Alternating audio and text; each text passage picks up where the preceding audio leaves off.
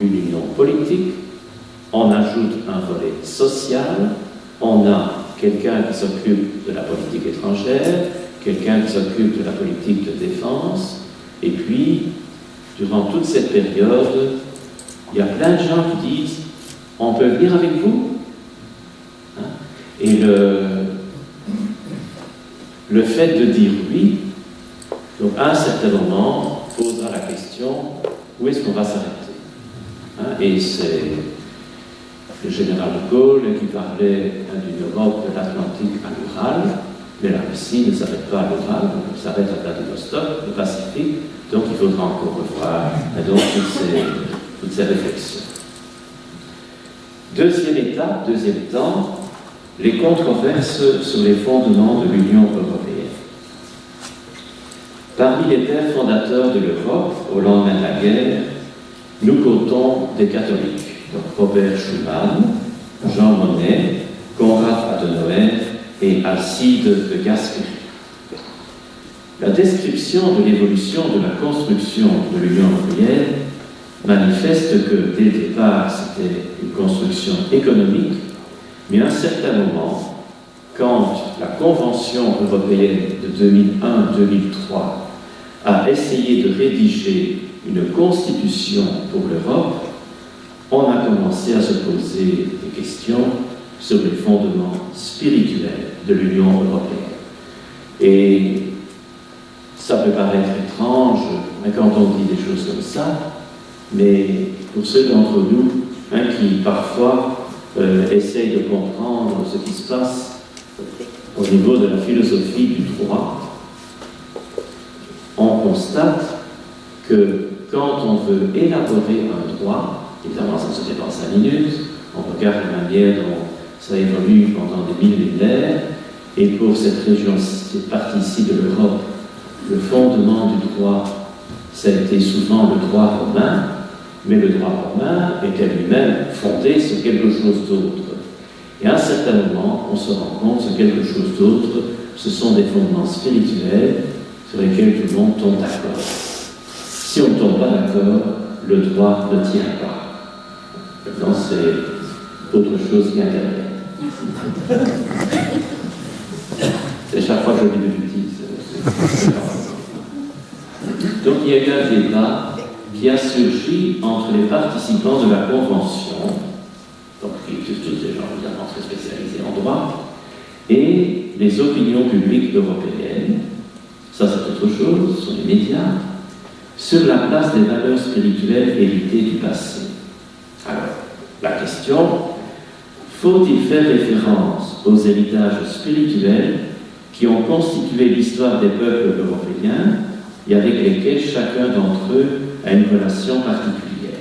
Alors, les conventionnels, donc les membres de la Convention, pensaient au christianisme, l'orthodoxie, le catholicisme, le protestantisme, et je suppose que dans le protestantisme, ils ont mis la communion anglicane. Ils pensaient aussi au judaïsme et ils pensaient encore à l'islam. Ça, ce sont des religieux.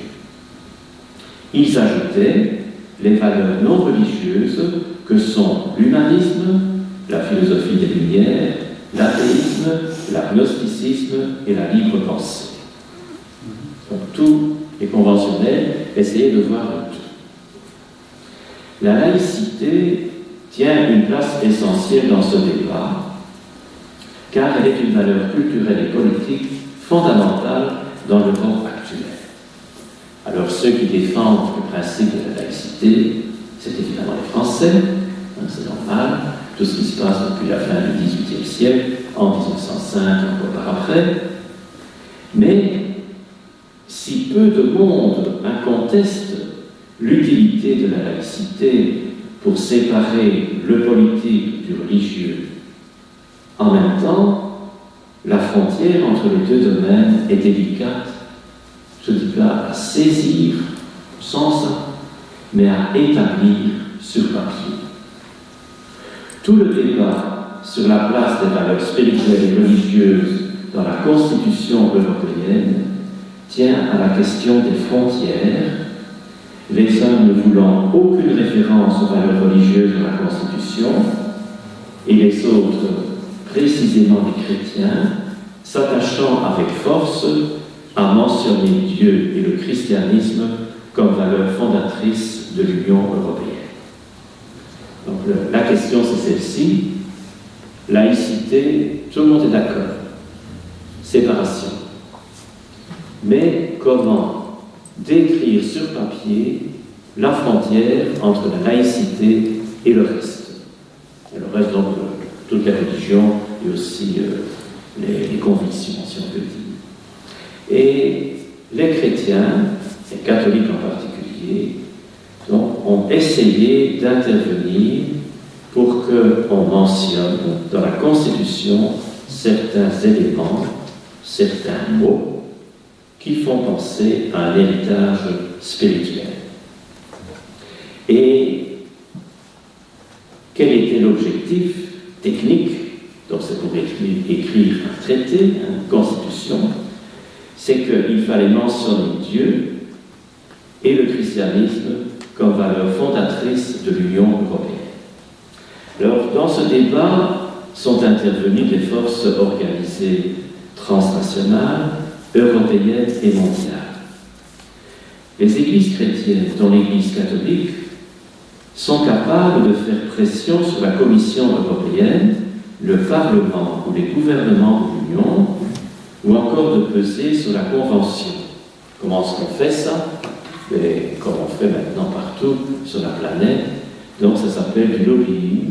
Donc on insiste, on fait passer des messages, on écrit des lettres, on fait signer des pétitions, on fait venir quelqu'un d'important pour parler du sujet devant tout le monde, etc., etc. Et puis on rencontre les journalistes, les médias, et on fait passer des messages, etc., tout le temps. Dans ce lobbying, il n'y a guère de représentants du judaïsme ou de l'islam.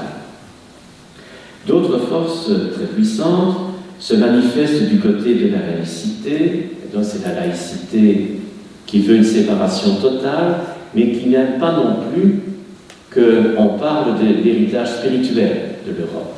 Et donc c'est plutôt, on en fait abstraction, ou, ça dépend évidemment dans quel pays on se trouve, on parle d'une neutralité, d'une tolérance, mais qui ne parle pas de ce qu'on tolère. Et ces forces de la laïcité sont dispersées, mais doctrinalement structurées et expérimentées. Donc ce sont, vous avez peut-être déjà eu l'occasion de discuter avec des gens de la laïcité, avoir beaucoup de respect pour eux, mais c'est surtout à partir de décrets, de lois, qu'on discute. On ne peut pas dire tel mot parce que dans telle loi de telle année, etc., article, on ne peut pas l'employer. Donc c'est souvent comme ça. Ceux qui peuvent décider pour ce traité constitutionnel sont les chefs d'État et de gouvernement réunis en Conseil européen. Et le Saint-Siège a fait sur ce sujet des interventions publiques et insistantes. En décembre 2001, donc au Palais Royal de l'Hague à Bruxelles, le Conseil européen donne mandat à la Convention de rédiger un projet de traité. Le projet sera approuvé par le Conseil européen de Thessalonique en juin 2003.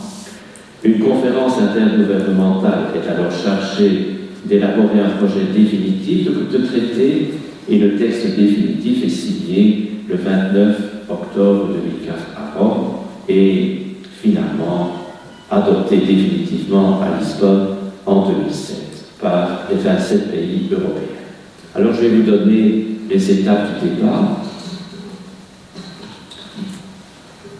Déjà en 1997, le camp laïque se demandait s'il ne fallait pas inscrire la laïcité dans des textes qui accompagneraient la construction de l'Union européenne. Les Français insistent beaucoup là-dessus. Et l'alerte est donnée parce que le débat sur le traité d'Amsterdam a permis aux églises protestantes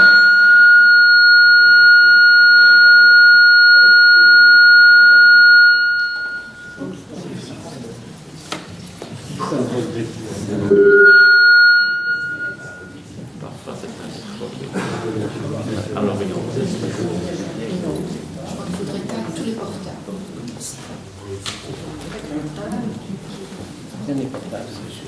C'est fait.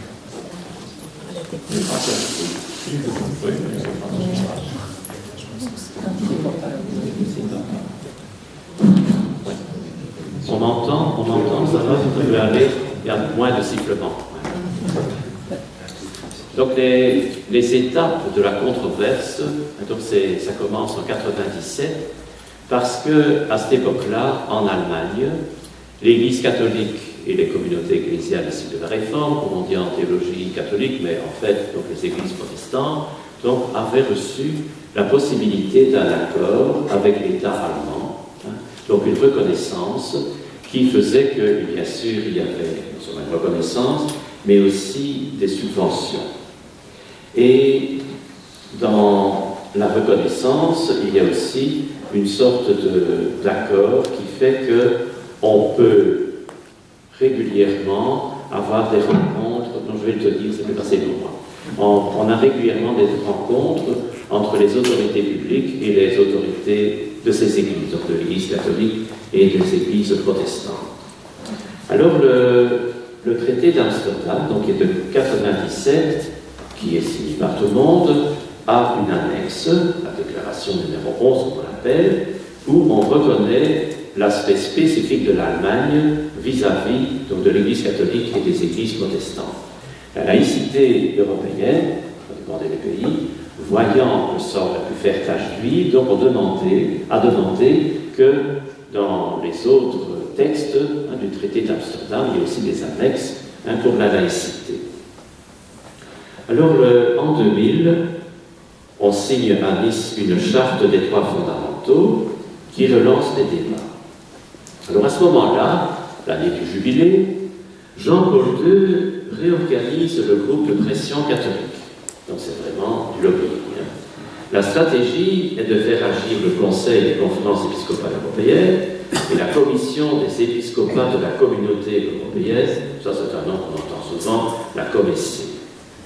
À Louvain, en 2000, une déclaration venant de la CCE demande de mentionner Dieu dans la Charte européenne des droits fondamentaux. Le gouvernement français refuse de reconnaître l'héritage religieux de l'Europe.